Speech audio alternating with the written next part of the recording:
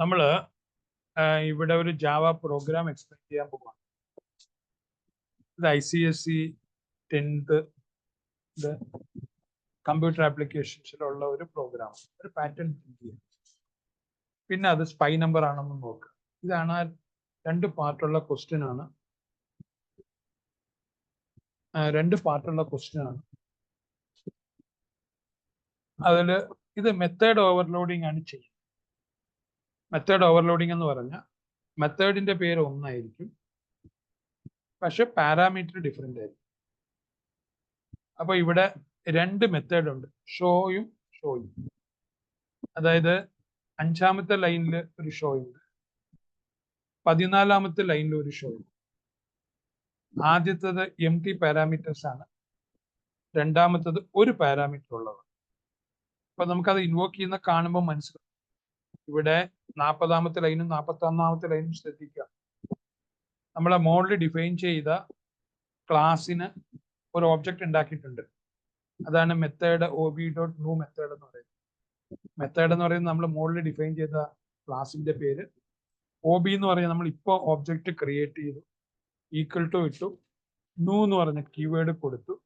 Method എന്ന് പറഞ്ഞൊരു constructor വന്നു. ഇവിടെ കൺസ്ട്രക്ടർ നമ്മൾ ഡിഫൈൻ ചെയ്തിട്ടില്ലല്ലോ എന്ന് പറയും, പക്ഷെ അത് കാര്യമാക്കണ്ട, അതൊരു ഡീഫോൾട്ട് കൺസ്ട്രക്ടർ ചെയ്തോളൂ. പിന്നെ സിൻടാക്സ് ഇങ്ങനെ, ആ ഓബ്ജക്ട് OB എന്ന് പറഞ്ഞൊരു ഓബ്ജക്റ്റ് ഉണ്ടാക്കി, ഷോ എന്ന് പറഞ്ഞ ഫംഗ്ഷൻ വിളിച്ചു, മെത്തേഡ് വിളിച്ചു.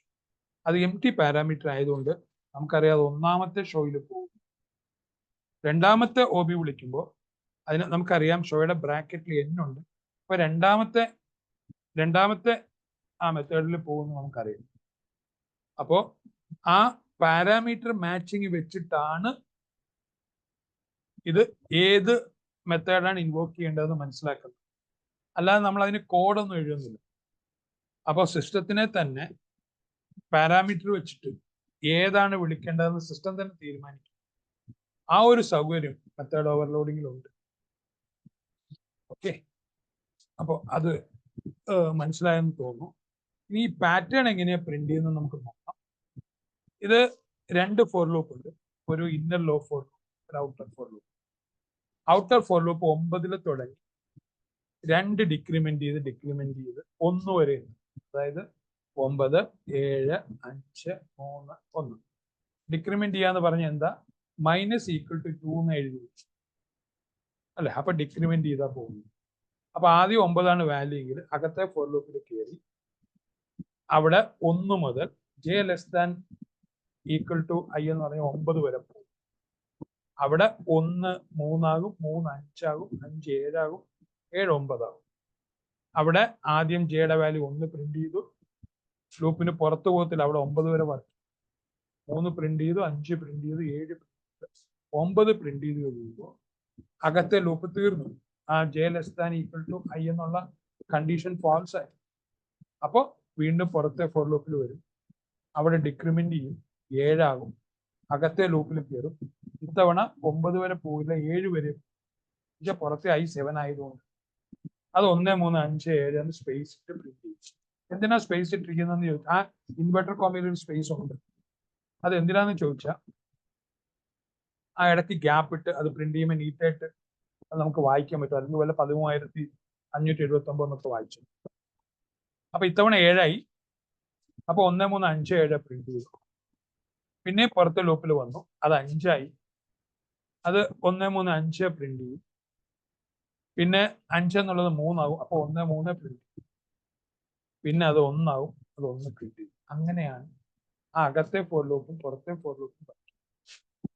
അത് അവിടെ ആയിരിക്കും ചിലപ്പോൾ ചെറിയ ഒരു പ്രശ്നം വരാൻ സാധ്യതയുണ്ട്. പഠിച്ചു തുടങ്ങും ആ ഒരു ഇന്നർ ഫോർ ലൂപ്പ്, അകത്തെ ഔട്ടർ ഫോർ ലൂപ്പ്, ഇന്നറും ഔട്ടറും, നെക്സ്റ്റ് ഫോർ ലൂപ്പ്. അത് ഞാൻ ഒന്നുകൂടെ പറയാം. പുറത്തെ ഫോർ ലൂപ്പ് 9, i > 1, i -2. ഇതെങ്ങനെയാ വർക്ക് ചെയ്യുന്നതെന്ന് ചോദിച്ചാൽ 9 തുടങ്ങി -2 എന്ന് എഴുതിയിരിക്കും. 2 ഡിക്രിമെന്റ് ചെയ്തു, 7 ആയി. 7 ഡിക്രിമെന്റ് ചെയ്ത് 5 ആയി. 5 ഡിക്രിമെന്റ് ചെയ്ത് 3 ആയി. 3 ഡിക്രിമെന്റ് ചെയ്ത് 1 ആയി.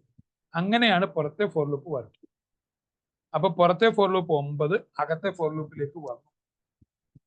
അവിടെ ഇൻക്രിമെന്റ് ചെയ്യുക ചെയ്യും 1 മുതൽ 9 വരെ.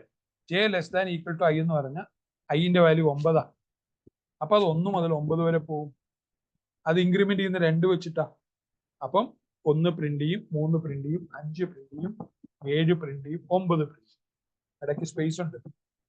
അപ്പൊ അകത്തെ ഫോർ ലൂപ്പ് ഒരു തവണ തീർന്നു. പിന്നെ പുറത്ത് വരുക 9 7 ആവും. ഇത്തവണ ഫോർ ലൂപ്പ് അകത്തെ ഫോർ ലൂപ്പ് 1 മുതൽ 7 വരെ പോവുകയുള്ളൂ, 2ന്റെ ഇന്റർവെൽ. അപ്പൊ 1 3 5 7. പിന്നെയും അകത്തെ ഫോർ ലൂപ്പ് പുറത്ത് വരും. ആ 7 എന്നുള്ളത് 5 ആവും.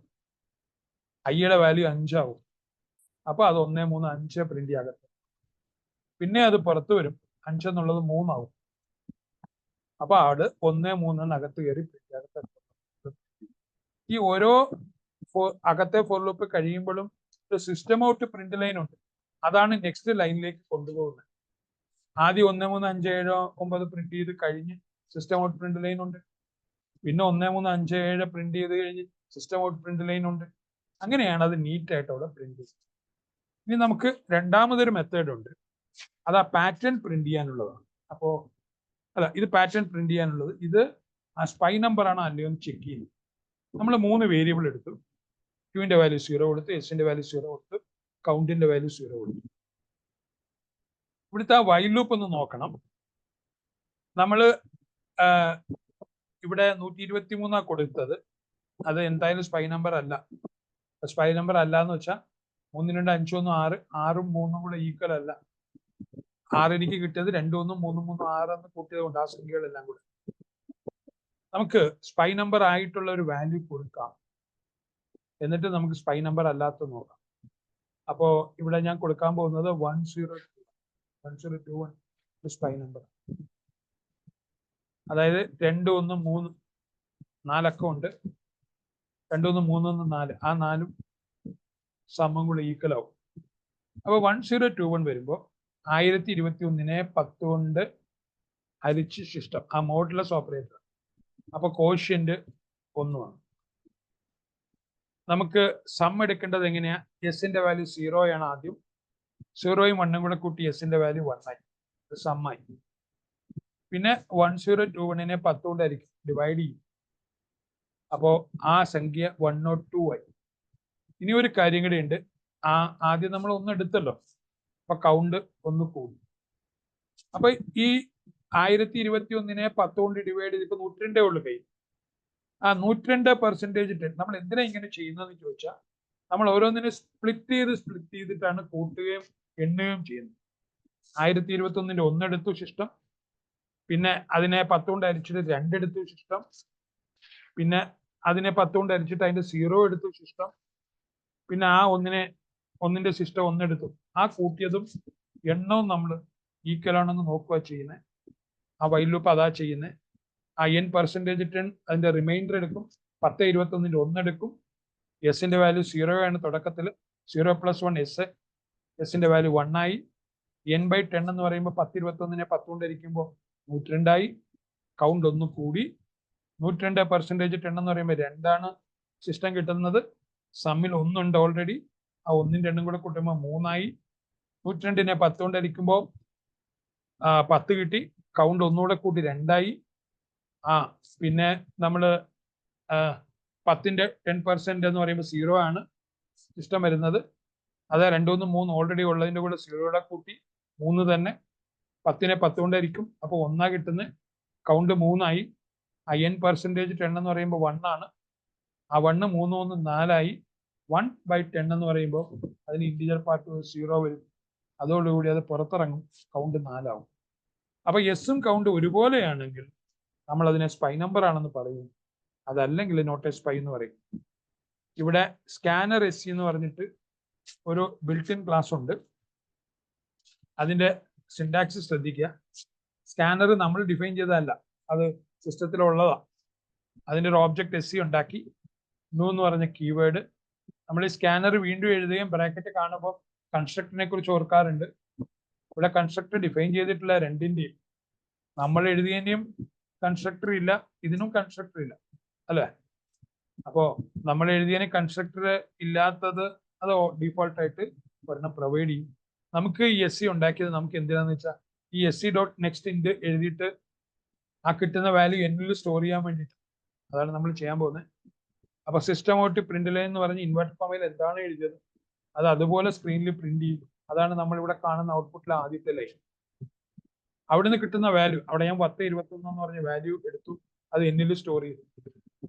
അത് കഴിഞ്ഞ് OB എന്ന് പറഞ്ഞൊരു ഒബ്ജക്റ്റ് ഉണ്ടാക്കി മെത്തേഡ് വെച്ചിട്ട് എന്നിട്ട് ആ രണ്ട് മെത്തേഡിനെയും വിളിച്ചു.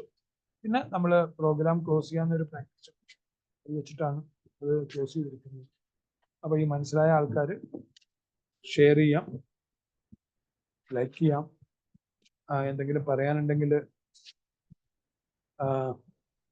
കമന്റ് ചെയ്യാം. ഓക്കെ, അപ്പോ ഞാൻ നിർത്തുകയാണ്. ബാക്കിയുള്ള പ്രോഗ്രാംസും ഇതേപോലെ ഞാൻ എക്സ്പ്ലനേഷൻ വരാം.